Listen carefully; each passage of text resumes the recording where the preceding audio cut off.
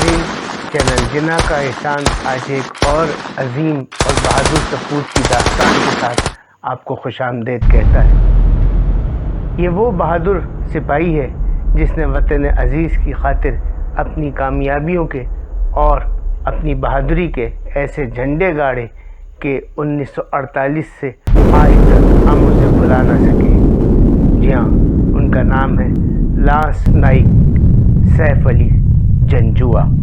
Saif Ali Janjua captain سرور شہید نشان حیدر کے بعد 1948 کے ایک ایسے عظیم شہید ہیں جن پر آزاد کشمیر اور پاکستان دونوں ہی کو بہت فخر ہے۔ وہ 23 اپریل 1922 کو آزاد کشمیر میں پیدا ہوئے۔ ان کے والد کا نام ملک محمد معصوم خان تھا۔ سیف علی 18 مارچ 1941 کو آرمی میں شامل ہوئے اور 1947 میں وہ سردار فتح محمد کریلوی کی حیدری فورس میں شامل ہو گئے، جس کو بعد میں شیر ریاستی بٹالین کا نام دیا گیا، اور سیف علی جنجوعہ کو اس میں نائک کا عہدہ دیا گیا۔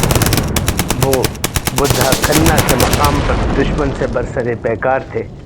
26 اکتوبر 1948 کو دشمن نے بھاری توپ خانے، ٹینکوں اور ایئر فورس کی مدد سے ایک بہت بڑا حملہ کر دیا، جس میں سیف علی نے بے حد زخمی ہونے کے باوجود اپنی مشین گن سے دشمن کا ایک طیارہ مار گرایا۔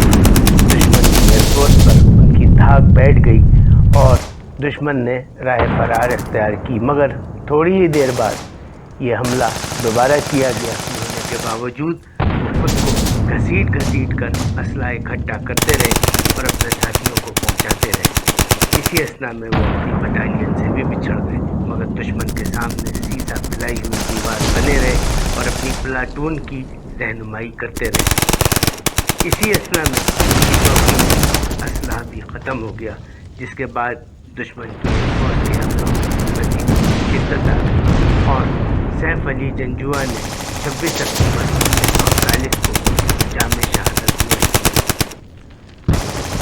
سیف کو ان کی شہادت کے بعد 14 مارچ 1949 کو آزاد جموں و کشمیر کا سب سے بڑا عسکری اعزاز ہلال کشمیر دینے کا اعلان کیا گیا، جسے حکومت پاکستان نے 1995 میں پاکستان کے سب سے بڑے عسکری اعزاز نشان حیدر کے برابر پڑا۔